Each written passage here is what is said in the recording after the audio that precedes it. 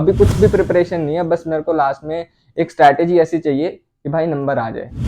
You need to present that in such a way कि examiner बस वो flow chart ही देखे, ठीक है, कि बच्चे को पता है कि इस आंसर के अंदर क्या आना चाहिए था एंड वो फ्लो चार्ट में डिस्क्राइब करके चला गया। मेरे को याद भी है, मैंने 100 सैंपल पेपर्स मार्क किए थे, इकोनॉमिक्स में सबसे ज्यादा थे, ठीक है। क्वेश्चंस का तरीका थोड़ा डिफरेंट हो सकता है पूछने का, बट आंसर उसमें वही आने वाला है। यार आप में से काफी बच्चे हैं जिन्होंने अभी तक कुछ नहीं पढ़ा या फिर इतनी प्रिपरेशन नहीं है, बट स्टिल वो चाहते हैं कि यार हमारे 65-70 के आसपास मार्क्स बन जाए इकोनॉमिक्स में।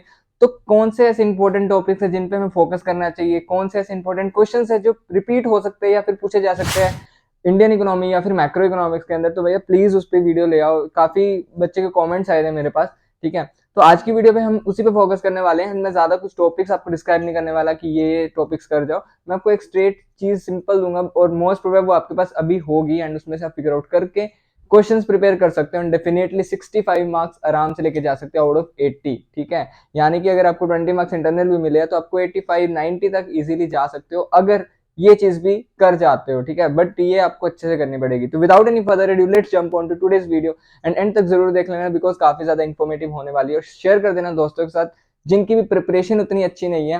एंड ये मैं इसलिए नहीं बोल रहा कि आपको 95-98 मार्क्स लेके जाने हैं तो आप ये वीडियो प्रेफर करो, बिकॉज बहुत बच्चे हैं जिनको 95 अबव जाने हैं, वो ऑलरेडी प्रिपरेशन करके बैठे हैं, ठीक है। उनको थोड़ी सी गाइडेंस चाहिए, बट जिनकी प्रिपरेशन नहीं है उनके लिए ये वीडियो डेफिनेटली देखनी बनती है। लेकिन आगे बढ़ने से पहले आई नो कि आप में से सारे बच्चे सीयूटी की प्रिपरेशन कर रहे होंगे एंड आप में से काफी बच्चों के डाउट यही रहता है कि हम कौन सी बुक्स फॉलो करें, कौन सा स्टडी मटेरियल फॉलो करें जिससे हम अपनी प्रिपरेशन को नेक्स्ट लेवल लेके जा सकते हैं। तो I have a recommendation for you, that is Kiran publications. उन्होंने यार रिसेंटली अपनी बुक्स लॉन्च कर दी है for the current year as well and वो सारा 12th बेसिस पर ही बुक्स है, तो आपके लिए काफी ज्यादा हेल्पफुल हो सकती है। लास्ट ईयर भी उनकी बुक्स काफी प्लेटफॉर्म से बेस्ट सेलर रही है एंड बच्चों ने प्रेफर किया एंड उनके अच्छे रिजल्ट भी आए हैं। तो आप जाके चेकआउट कर सकते हो, लिंक्स मैंने डिस्क्रिप्शन में डाल रखे हैं। सबसे बड़ी बेनिफिट क्या है कि आपको रिवाइज नोट्स मिल जाते हैं हर चैप्टर के एंड चैप्टर वाइज एमसीक्यूज भी मिल जाते हैं ताकि आप प्रिपरेशन कर सको चैप्टर वाइज। एंड उसके बाद आपको ओएमआर शीट्स हो गए एंड उसके अलावा आपको मॉक टेस्ट भी मिल जाते हैं प्रिपरेशन के लिए एंड जितने भी पास्ट ईयर्स में सीयूटी हुए हैं उन सभी के पेपर्स भी मिल जाएंगे, past year previous year sample papers मिल जाएंगे। तो उससे आपकी प्रिपरेशन बहुत ज्यादा नेक्स्ट लेवल हो सकती है एंड आपको आइडिया लग सकता है कि किस लेवल का पेपर आता है। तो आप जाके चेकआउट कर सकते हो। Definitely these books are going to be worth it for you and best seller रही है तो यार कुछ तो खास बात होगी इन बुक्स के अंदर। तो that is why I am recommending to you. Links मैंने डिस्क्रिप्शन में डाल रखे हैं। Now let's get back to our video. तो देखो यार 65-60 मार्क्स 80 अबव मतलब लेके जाना आउट ऑफ 100 ज्यादा बड़ी बात नहीं है। इकोनॉमिक्स में बहुत बच्चों के आते हैं, ठीक है, and one of the easiest subject है अगर आप थोड़ी तरीके से उस पेपर को अटेम्प्ट करके आते हो, ठीक है।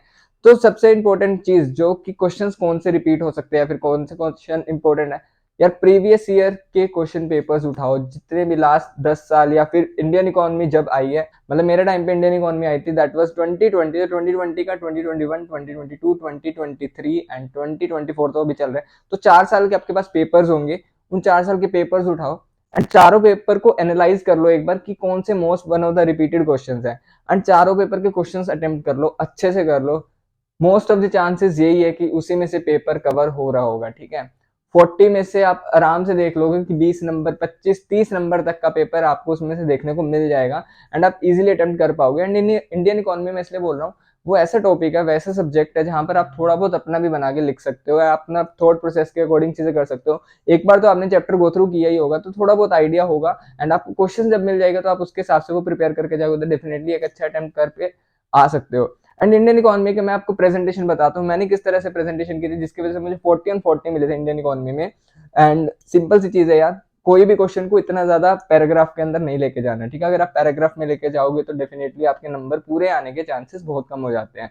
आपको देखो सबसे पहले एक इंट्रो पार्ट लिखना है हर क्वेश्चन का, बिकॉज इंट्रो में आपको बताना है कि इस क्वेश्चन में पूछा क्या गया एंड आप कैसे एक्सप्लेन करने वाले हो। उसके बाद जो भी चीज है उसको पॉइंटर्स में बांटो एंड सभी पॉइंटर्स के एक एक क्या बोलते हैं हेडिंग दो, ठीक है।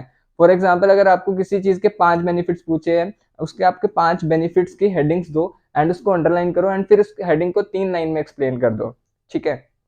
5 हेडिंग्स आपने एक्सप्लेन की, उसके बाद आपको क्या करना है, एक ग्राफ बनाना है या फिर आपको प्रेजेंटेशन के पॉइंट ऑफ व्यू से मैं बता रहा हूँ, आपको एक फ्लो चार्ट टाइप बना देना, ठीक है। कि सर्कल में आप उस क्वेश्चन की चीज डाल सकते हो कि किस चीज तो पूछी गई थी वो 5 बेनिफिट एंड उसके 5 एरोज निकाल के आप 5 पॉइंट्स लिख सकते हो एंड उसको किसी भी शेप में या फिर बादल या फिर ट्राइंगल शेप में बना सकते हो एंड वो दिखने में बहुत अच्छा लगता है, ठीक है। एंड एंड में आपको कंक्लूड करना है कि पूरे क्वेश्चन के अंदर आपने क्या कंक्लूजन निकाला, जिससे एग्जामिनर को ओवरव्यू मिल जाएगा कि इस क्वेश्चन के अंदर क्या होने वाला है। अब मैं इसका दो रीजन बताता हूँ ये क्यों इंपॉर्टेंट है। एक तो पेपर बहुत क्लियर लगेगा, स्कैटर्ड नहीं लगेगी चीजें, और बहुत ज्यादा इकट्ठी क्लटेड भी नहीं लगेगी, तो आपको प्रॉपर अच्छे से प्रेजेंट करके आओगे तो वो सुंदर लगेगा पेपर। एंड प्रॉपर स्पेसिंग रखना, ठीक है, क्योंकि शीट्स की कमी नहीं होती, अच्छे से प्रेजेंट करके आना, प्रॉपर अंडरलाइन वगैरह करना। नंबर टू, आपने जब पिक्टोरियल फॉर्म में या फिर ग्राफ के फॉर्म में प्रेजेंट करते हो तो एग्जामिनर क्या करता है, सिर्फ उसी को देख लिया, उन्होंने पॉइंट्स देख लिया एग्जामिनर ने कि हाँ बच्चे को पता है कि ये 5 पॉइंट्स हैं, एंड इसी के बारे में उसने एक्सप्लेन किया होगा, तो वो ज्यादा फोकस नहीं करता एंड उस पर फुल मार्क्स दे देता है। तो ये दो सबसे बड़े रीजन है इस तरह से पेपर अटेम्प्ट करने का। एंड इस तरह से अगर पेपर अटेम्प्ट करके आओगे तो डेफिनेटली आपकी 1440 आ सकते हैं। और अगर आपको 40 नहीं चाहिए, ठीक है, क्योंकि बहुत बच्चे उनको 100 लाने ही नहीं है, उनका है कि भाई मेरिट बन जाए, 80 नंबर बन जाए, 85 बन जाए, 90 बन जाए, मेरे को ऊपर जाना ही नहीं, मैं खुश हूँ 90% पे, ठीक है। तो उनके लिए यार पास्ट ईयर्स पेपर्स उठा लो, उसमें से मोस्ट रिपीटेड क्वेश्चंस है उनको तो अच्छे से कर जाना, एंड बाकी जितने भी क्वेश्चंस है उनको भी एक बार गो थ्रू कर लेना ताकि आपको आइडिया लग जाए, ठीक है। ये मैं एकदम क्या बोलते हैं कि अभी कुछ भी प्रिपरेशन नहीं है, बस मेरे को लास्ट में एक स्ट्रैटेजी ऐसी चाहिए कि भाई नंबर आ जाए। ये तो इंडियन इकोनॉमी की बात, मैंने आपको प्रेजेंटेशन का तरीका बता दिया। मैक्रो इकोनॉमिक्स में भी सेम चीज करनी है, ठीक है, और न्यूमेरिकल्स अच्छे से अटेम्प्ट कर लेना, बिकॉज जो भी मोस्ट रिपीटेड टॉपिक्स पे न्यूमेरिकल्स पूछे जाते हैं उनके आप अच्छे से प्रिपरेशन कर लेना, because aggregate supply aggregate demand पे क्वेश्चन आएगा ही आएगा, डेफिनेटली आएगा, ठीक है। एक एक्सटर्नलिटी ऐसा टॉपिक है जिसपे 4 नंबर का क्वेश्चन आएगा ही आएगा, उसका एग्जाम्पल अच्छे से कर लेना एंड उसकी डेफिनेशन अच्छे से पढ़ लेना कि क्या एक्सटर्नलिटीज में पूछा जाता है। उसके बाद मनी बैंकिंग सबसे इजीएस्ट चैप्टर है एंड काफी अच्छी वेटेज कैरी करता है, तो उस चैप्टर को जरूर करके जाना। एंड जितने भी आप क्वेश्चन पेपर उठाओगे उन सब में इन टॉपिक से मिलते हैं। अब जैसे बजट वाला चैप्टर है, one of the most important और काफी ज्यादा वेटेज कैरी करता है, तो उस चैप्टर को अच्छे से करके जाओ, जिसके अंदर revenue expenditure, revenue receipts, capital expenditure, capital receipt, इनके अंदर डिफरेंस पूछा ही पूछा जाता है, ठीक है। स्टॉक के अंदर और फ्लो के अंदर वो डिफरेंस पूछ लिया जाता है, तो जो डिफरेंसेस है ना उनको अच्छे से करके जाना। जितने भी आपके डिफरेंसेस है वो आपको प्रीवियस क्वेश्चन पेपर में मिल जाएंगे, कभी कुछ पूछा जाता है तो कभी कुछ पूछा जाता है, एंड और के अंदर भी जनरली चीजें कवर हो जाती है, तो और वाले क्वेश्चन वो मत करना एक्सक्लूड, सारे क्वेश्चन का मतलब सारे क्वेश्चन आपको करके जाने हैं पिछले 4 साल के तो एटलीस्ट, ठीक है। मैक्रो के आप उससे पिछले भी उठा सकते हैं, बिकॉज इंडियन इकोनॉमी उससे पहले थी नहीं, तो उसको वर्ड करना पड़ेगा। एंड उसके बाद यार काफी सारी यूट्यूब पे वीडियोस है, वन शॉट लेक्चर्स आपको मिल जाएंगे, आप वो गो थ्रू कर सकते हो। आपने टॉपिक्स देख लिए, किन टॉपिक्स पे बार बार क्वेश्चंस पूछे जा रहे हैं, अब उन क्वेश्चंस पे आप क्या कर सकते हो, वन शॉट वीडियोस लगा सकते हो, एंड वन शॉट वीडियोस में आपको क्लैरिफाई हो जाएंगे वो कॉन्सेप्ट। तो लास्ट के दिन में आप ये चीज कर सकते हो, ठीक है। आज है 15 तारीख, 16 और 17 2 दिन है, कल 16 तारीख के अंदर अंदर आप ये चीज कंप्लीट करके एक अपना अच्छा, एक क्या बोलते हैं 60 मार्क्स तक एक हो जाएगा कि हाँ भाई मैं 60 मार्क्स तक प्रिपेयर कर लिया है 80 में से, अब मुझे ऊपर जाना है। ऊपर जाने के लिए फिर आपको थोड़े बहुत सैम्पल पेपर्स पे बार बार जाके देखना होगा, एंड एनसीईआरटी गो थ्रू करो अगर आपको और ज्यादा बेटर स्कोर करना है, ठीक है। एनसीईआरटी में काफी बार होता है कि 1 वर्ड क्वेश्चन 1 मार्क क्वेश्चन आते हैं, तो वो डायरेक्ट एनसीईआरटी से उठा के आते हैं, बट अगर आपका टारगेट यार 90 है ना, तो मैं बता रहा हूँ ये चीज कर लो, डेफिनेटली बहुत काम आएगी। क्वेश्चंस का तरीका थोड़ा डिफरेंट हो सकता है पूछने का, बट आंसर उसमें वही आने वाला है, ठीक है। क्वेश्चन थोड़ा मोल्ड होके आ सकता है, आपको घबराना नहीं है। एंड यार मैं खुद 40 लेके आया था इकोनॉमिक्स में, ठीक है, इंडियन इकोनॉमी में, एंड मैक्रो में मेरे 39 आउट ऑफ 40 थे, तो मेरा 1 नंबर मैक्रो में कटा था इन दी एमसीक्यू। तो मुझे पता है यार क्या स्ट्रैटेजी रहती है, कितने प्रिपरेशन की आपको जरूरत है, मतलब मैंने जितनी प्रिपरेशन की थी उतनी आपको जरूरत नहीं है 90 मार्क्स लाने के लिए, ठीक है। मैंने बहुत सैम्पल पेपर्स किए थे, मेरे को याद भी है मैंने 100 सैम्पल पेपर्स मार्क किए थे, इकोनॉमिक्स में सबसे ज्यादा थे, ठीक है। तो आपको इतने सैम्पल पेपर्स की जरूरत नहीं होती, तरीके से अगर आप 15-20 सैम्पल पेपर्स भी कर लेते हो तो बहुत सही रहता है, ठीक है। बट अगेन मेरा टारगेट 100 था, अगर आपका टारगेट 90 है तो यार जो चीज मैं बता रहा हूँ वो कर जाओ, बहुत ज्यादा हेल्पफुल होगा, बहुत ज्यादा बेनिफिट होगा। मैंने आपको चीजें बता दी, नेशनल इनकम के अंदर या डिफरेंसेस में बात की जाएगी, डिफरेंसेस वगैरह प्रिपेयर कर लेना, ठीक है। उसके बाद मनी बैंकिंग के अंदर मैंने आपको बता दिया जो M1 का कॉन्सेप्ट है वो सारा पूछा जा सकता है, ठीक है। उसके बाद बैंकिंग के अंदर वो प्रोसेस पूछा जा सकता है, राइट, वो कि क्या बोलते हैं CRR मेंटेन करने वाली वो चीज आ सकती है, तो उस पर वो चीजें प्रिपेयर करके रखना। इन्फ्लेशन वगैरह पे बात की जा सकती है कि कैसे आप कॉम्बेट कर सकते हो इन्फ्लेशन को, तो उस पर पॉइंटर्स पूछे जा सकते हैं।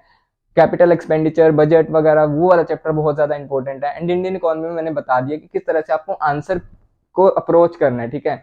आंसर सारे लेंदी होने वाले हैं, ठीक है, बट आपको उसको इतने स्ट्रक्चर से चीजें एक्सप्लेन करनी है ताकि वो लेंदी आंसर भी ना इतना इजी लगे एग्जामिनर को चेक करने की वो पूरे नंबर दे दे। एंड वो सिर्फ फ्लो चार्ट्स की वजह से ही हो सकता है, क्योंकि फ्लो चार्ट्स में एक ओवरव्यू मिल जाएगा आंसर का, and you need to present that in such a way कि एग्जामिनर बस वो फ्लो चार्ट ही देखे, ठीक है, कि बच्चे को पता है कि इस आंसर के अंदर क्या आना चाहिए था एंड वो फ्लो चार्ट में डिस्क्राइब करके चला गया। अब लास्ट बात, अब देखो यार कॉन्फिडेंस की बात आ जाती है, ठीक है, आपको कॉन्फिडेंस रखना पड़ेगा। मेरे को देखो यार, जितनी मर्जी प्रिपरेशन कर लो एक सेल्फ डाउट रहता ही रहता है, but you need to have self confidence. जब तक सेल्फ कॉन्फिडेंस नहीं आएगा, आपको नहीं लगेगा कि यार मैं अचीव नहीं कर पाऊंगा, तो नहीं अचीव कर पाओगे। अगर आपको लगेगा कि हाँ मैं कर सकता हूँ, मैंने प्रिपरेशन की है, तो डेफिनेटली आप 80 के 90 भी ले जाओगे, 95 भी ले जाओगे। तो अपने आप पे थोड़ा कॉन्फिडेंस रखना, आपने पूरे साल मेहनत की है, अगर लास्ट के 3 महीने भी मेहनत की है ना, तो आप डेफिनेटली बहुत अच्छा स्कोर कर जाओगे। Have faith on yourself and see you in the next video. बाकी कमेंट्स में बताओ किस टॉपिक पे वीडियो चाहिए, कहाँ पर आपको प्रॉब्लम आ रही है। I try my level best कि आपको मैं सॉल्यूशन दे सकूँ। और जो मेरी एक्सपर्टीज रही है इकोनॉमिक्स के अंदर, मैंने 11th-12th के अंदर जिस तरीके से मैंने 99 आउट ऑफ 100 स्कोर किए थे, तो क्या मैंने चीज़ें फॉलो की थी लास्ट डे, उस पर मैं कल वीडियो ले आऊँगा। तो बताओ कैसी लगी वीडियो एंड कमेंट्स में बता दो जो भी आपके डाउट्स हैं। बाकी आप सोशल मीडिया पे फॉलो कर सकते हो, उस चैनल को सब्सक्राइब कर लो, बिकॉज और भी इन्फॉर्मेटिव वीडियो इस चैनल पर मिलती रहेगी। और ये दोस्तों के साथ वीडियो शेयर करना बिल्कुल भी मत भूलना।